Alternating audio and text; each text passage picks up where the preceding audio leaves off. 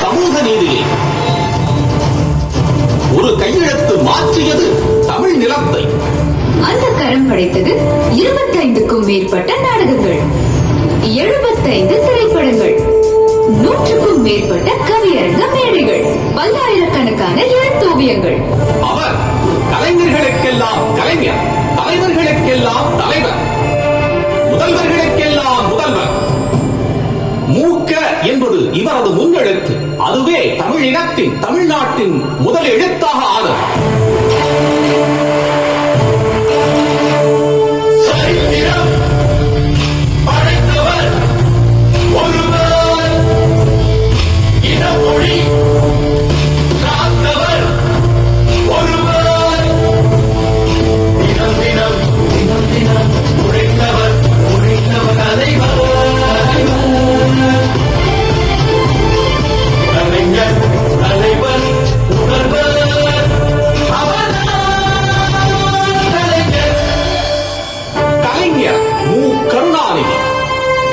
கலையும் அரசியலும்.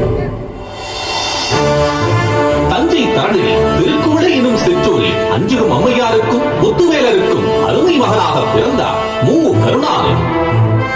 திருவாரூரில் பள்ளிப் படிப்பை முடித்த கால்சட்டை பருவத்திலேயே 14 வயதிலேயே இந்திய எதிர்ப்பு போராட்டத்தில் அரசியல் களம் கண்டார்.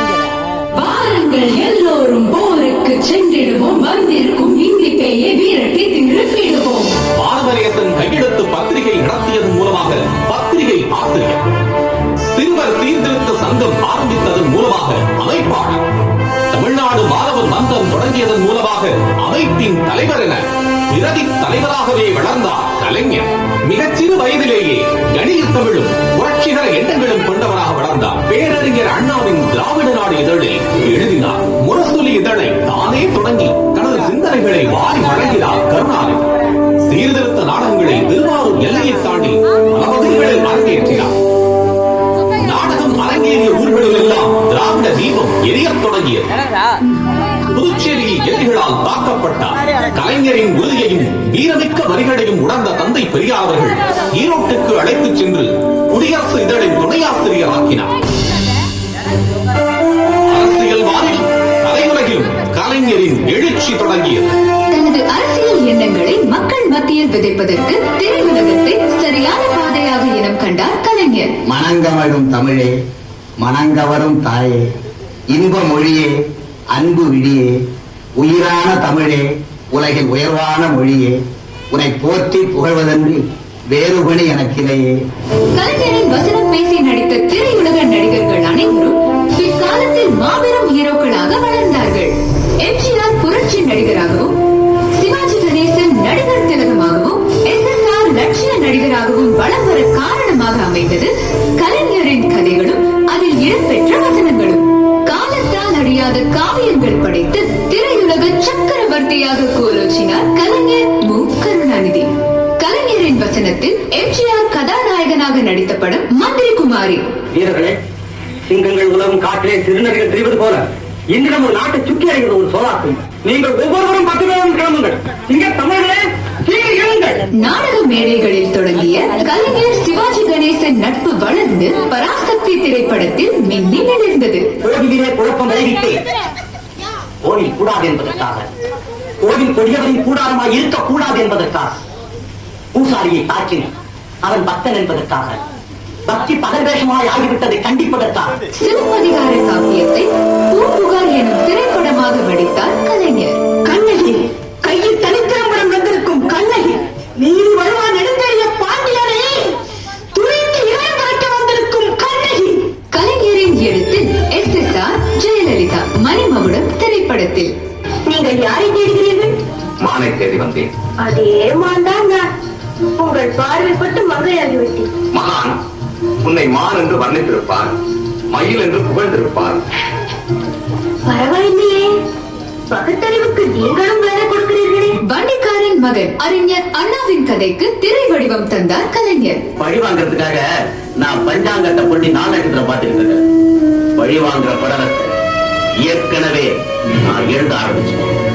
அது முழுசா முடிவடைகிற காலம் வெகு தூரத்துல இல்ல. உங்ககிட்ட உண்மையை உணர்த்த வேண்டியது என்னுடைய கடமை.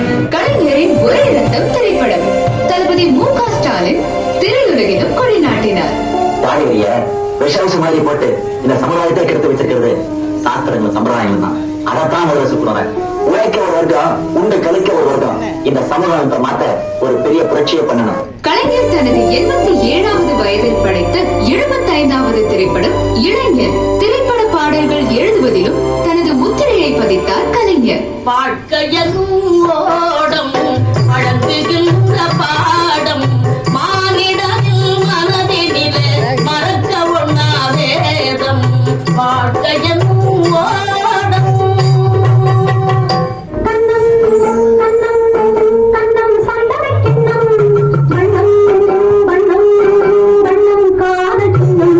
பூனை கண்ணை மூடிக்கொண்டார் பூலோகம் இருண்டு போகும். யாமியா வானை நோக்கி திரையை போட்டார் வட்ட நிலாவும் மறைந்து போகும். யாமியா வானை நோக்கி திரையை போட்டார் வட்ட நிலாவும் மறைந்து போகும்.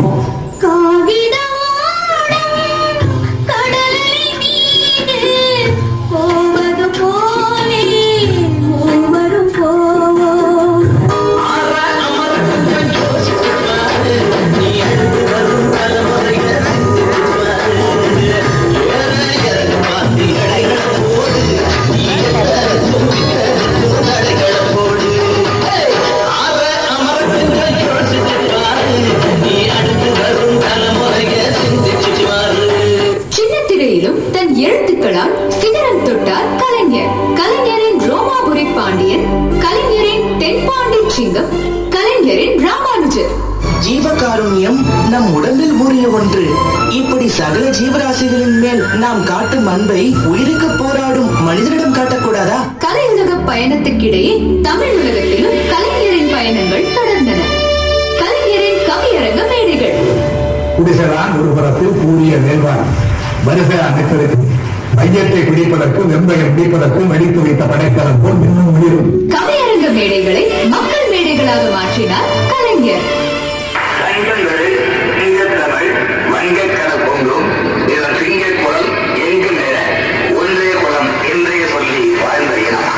சங்கங்கள் சங்கத்தமிழ் வங்கக்கட பொங்கும் இதன் சிங்க குளம் எங்கு மேல ஒன்றே குளம் என்றே சொல்லி வாழ்ந்த இனம். கலைஞரின் இலக்கிய படைப்புகள் சமூக புதினம், வரலாற்று புதினம், உரை ஓவியம், தமிழ் இலக்கியம், சிறுகதைகள், தன் வரலாறு, சமூக நாடகங்கள், வரலாற்று நாடகங்கள், நூற்றுக்கணக்கான கவிதைகள், பல்லாயிரக்கணக்கான கடிதங்கள் தீட்டினார். கலைஞரின் தமிழ் நாடறிந்த தலைவராக அவரை அடையாளப்படுத்தியது. அரசியல் கொள்கைகளை பரப்புவதற்கான வழியாகவே இலக்கியத்தையும் கலையுலகத்தையும் கலைஞர் பயன்படுத்தினார். இலக்கிய படைப்புகளின் மூலமாக அடைந்த புகழ், கலையுலகத்தின் மூலமாக அடைந்த பொருளாதார வளம் சிறப்பாக இருந்த போதிலும் கலைஞருக்குள் அணையா விளக்காக இருந்தது அரசியல். கள்ளக்குடி போராட்டம். நம் மீது அடக்குமுறை பாயலாம், எனக்கு படுகாயம் விளைவிக்கலாம், என்னை பலிகொள்ளலாம், எதையும் ஏற்க தயார். ரத்தம் சிந்தட்டும், குருதி கொட்டட்டும், கவலை இல்லை. சிந்தும் ரத்தத்தை எடுத்து அதை கொண்டு ரயில்வே போர்டில் எழுதப்பட்டிருக்கும் டார்மியாபுரம் என்ற பெயரை அழிப்போம் என்று படைக்கஞ்சா படைவரிசையை உருவாக்கியவர் கலைஞர். ஓடி வருகிறது ரயில், தண்டவாளத்தில் இருக்கிறது அவர் தலை. முடிவாக என்ன சொல்கிறீர்கள் என்று கேட்கிறார் காவலர். முடிவைத்தான் எதிர்பார்க்கிறேன் என்றவர் கலைஞர். அவருக்கு 6 மாத கடுங்காவல் விதிக்கப்பட்டது. கள்ளக்குடி போராட்டம் கலைஞரின் அரசியல் வாழ்வில் மேலும் எழுச்சியை தந்தது. 1957 குளித்தலை தொகுதி சட்டமன்ற தேர்தலில் வென்றார். மக்கள் மன்றத்தில் பேசி வந்த கலைஞர் சட்டமன்றத்துக்குள் முழங்கத் தொடங்கினார். 1959 சென்னை மாநகராட்சி தேர்தல் வெற்றிக்கு காரணமான தேர்தல் பொறுப்பாளர் கலைஞருக்கு கடையாடி அணிவித்து பாராட்டினார் அண்ணா. 1962 தஞ்சை சட்டமன்ற தேர்தலில் போட்டியிட்டு வென்றார். தமிழ்நாடு முழுவதும் கழகத்தை வளர்க்க காடு மேடைகள் அனைத்தும் நாடும் சுற்றி சுழன்று பணியாற்றி வந்தார் கலைஞர். இந்தி எதிர்ப்பு போராட்டம்.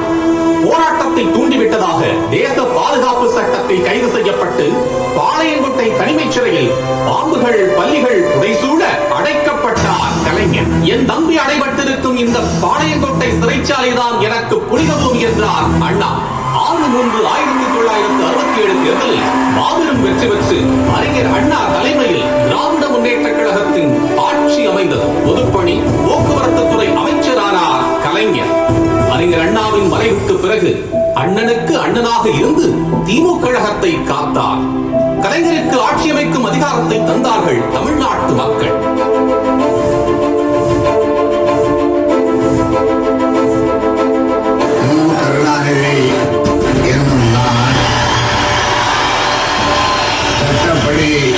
அமைக்கப்பெற்ற ஆட்சி அதிகாரம் தன் கையில் கிடைத்ததும் தான் வாழ்நாளெல்லாம் என்னென்ன செய்ய வேண்டும் என்று திட்டமிட்டு இருந்தாரோ அவை அத்தனையையும் நிறைவேற்றி காட்டினார் கலைஞர். நான் முதலமைச்சராக கோட்டையில் இருந்தாலும் அங்கிருந்தபடியே குடிசைகளை பற்றியே சிந்திப்பவன் என்று சொன்னார். முதன்முறையாக ஆட்சியில் அமர்ந்த முதல்வர் கலைஞர் பிற்படுத்தப்பட்டோருக்கு இடஒதுக்கீடு உரிமையை பெற்று தந்து உருதுவேசும் இஸ்லாமியரையும் பிற்படுத்தப்பட்டோர் பட்டியலில் இணைத்து இஸ்லாமியருக்கு 3.5%, அருந்ததியினருக்கு 3% உள்ஒதுக்கீடு தந்து சமூக நிதியில் மாபெரும் புரட்சியை செய்தார் கலைஞர். முதலமைச்சர் நான் சட்டசபையிலே சொன்னேன், நான் என்னுடைய வாழ்நாளில் பிற்படுத்தப்பட்ட மிகவும் பிற்படுத்தப்பட்ட தாழ்த்தப்பட்ட மக்களுக்காக தொடர்ந்து பணியாற்றுவேன், போராடுவேன். அனைத்து சமூக மக்களும் நல்லிணக்கத்தோடு வாழ தமிழ்நாடெங்கும் தந்தை பெரியார் நினைவு சமத்துவபுரங்களை உருவாக்கினார். குடும்ப சொத்தில் பெண்களுக்கு உரிமை, திருமண நிதி உதவி, 33% இடஒதுக்கீடு, அரசு பணிகளில் 30% இடஒதுக்கீடு என மகளிர் நலன் காத்தார் கலைஞர். பெண்களுடைய வாழ்க்கையிலே விளக்கேற்றி வைக்கின்ற இந்த காரியத்திற்கு இந்த ஆட்சி எல்லா வகையிலும் நிதியை எப்படி சேர்க்க முடியுமோ அப்படி சேர்த்து உதவும் என்ற உறுதியை இங்கே நான் தெரிவித்துக் கொள்கின்றேன். மாற்றுத்திறனாளிகள் நலனிலும் திருநங்கையர் மேம்பாட்டிலும் கலைஞரின் பணி மகத்தானது. நாட்டிலேயே முதன்முறையாக சென்னையில் டைடல் பார்க்கை உருவாக்கி தகவல் தொழில்நுட்ப புரட்சியை உருவாக்கினார். தென்குமரி கடலில் ஐயன் திருவள்ளுவருக்கு வானுயர சிலை வைத்தார் கலைஞர். அறிஞர் அண்ணாவுக்கு 100 விழா கண்டார். அவரது நினைவாக சென்னையில் நூலகம் அமைத்தார். தமிழ் மொழியை செம்மொழியாக்கி அன்னை தமிழுக்கு அடி சேர்த்தார் கலைஞர்.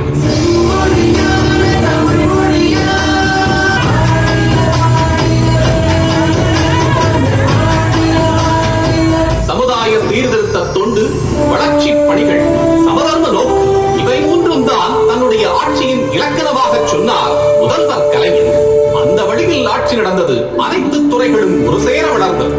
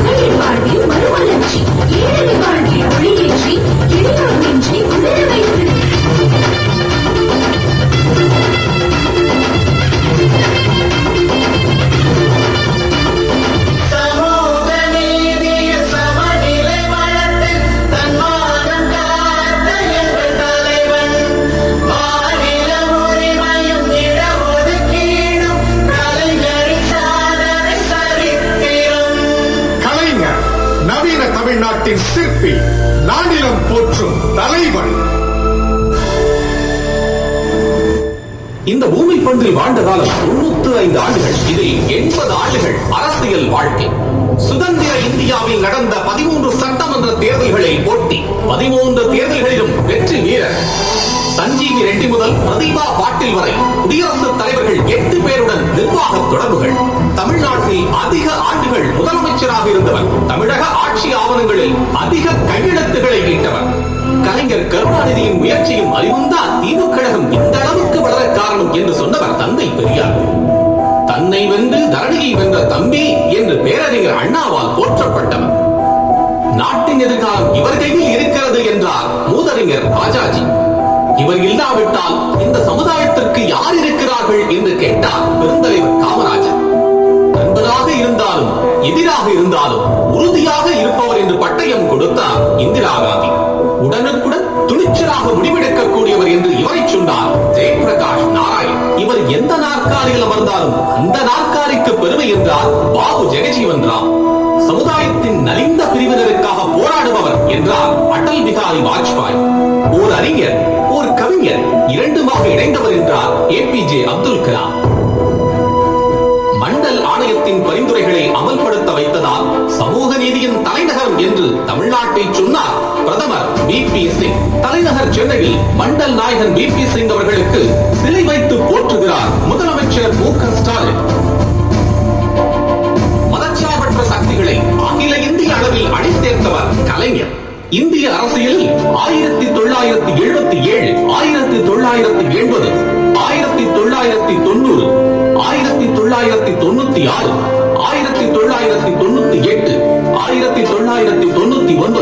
2004, 2009 ஆகிய நாடாளுமன்ற தேர்தல்களிலும் பிரதமர்களை தேர்ந்தெடுத்ததிலும் முக்கிய பங்காற்றியதன் மூலமாக ஆட்சி மாற்றங்களை உருவாக்கிய அகில இந்திய தலைவர் கலைஞர்.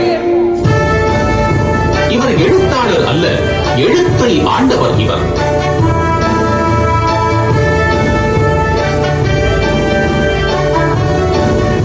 இவர் திரை வசனகர்த்தா அல்ல, திரைக்கு கர்த்தாவே இவர்தான்.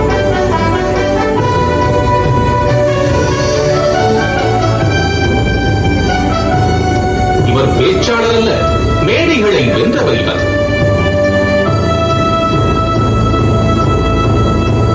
புதுமையின் காரணமாக உடல்நலக் குறைவு ஏற்பட்டு சென்னை மருத்துவமனையில் அனுமதிக்கப்பட்டார். துடித்தது தமிழ்நாடு.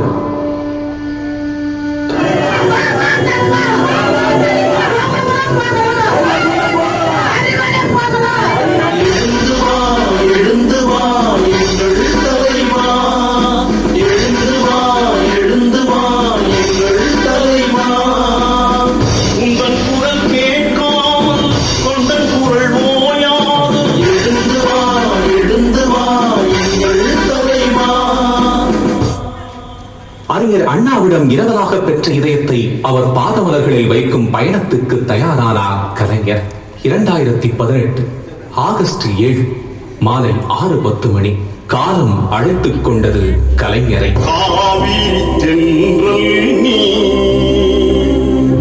கதிரவன் வெப்பம் நீ, தேன் தமிழ் மன்னவன் நீ. அண்ணாவின் மடியில் இளைப்பாறும் கடைசி ஆசை அவருக்கு அவ்வளவு சீக்கிரமாக நிறைவேறவில்லை. இந்த பூமியில் தனக்கான இடத்தையும் கூட சட்டத்தின் வழியாக அவர் போராடி பெற்ற போது உணர்ச்சியில் பொங்கின உடன்பிறப்புகள். ஊருக்கு உழைப்பவன் நீ, என்றும் உழைப்பவன் பக்கம் நீ. அண்ணாவின் தொண்டன் நீ, அறிவாலயம் கண்டவன் நீ.